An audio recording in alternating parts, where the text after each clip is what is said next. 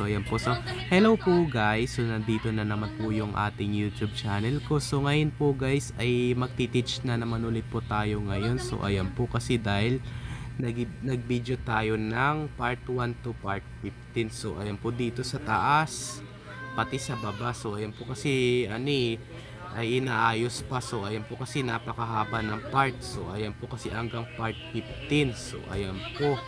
So ngayon po guys ay magti-teach na naman ulit po tayo ngayon. So ang nakabasa po dito kasi ang date pa lang kasi po ngayon it's June 8. So ayan po, June 8, 2024. So to October 3, 2024. So ilang buwan na lang ba bago ako mag-birthday? So ayan po, kahit June 8, 2024 pa lang to October 3, 2024 na. So ayan po. So ilang buwan na lang bago ako mag-birthday. So ayan po. So bibilangin natin.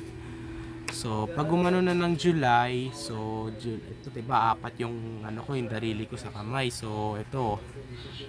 So July, August, September, October. So hindi apat na buwan na lang bago ako mag-birthday. So sa October 3, 2024.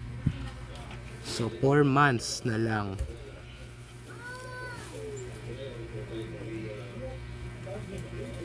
4 months na lang. Yan, ba yan? Yung parang 4 months na lang. So ayan po.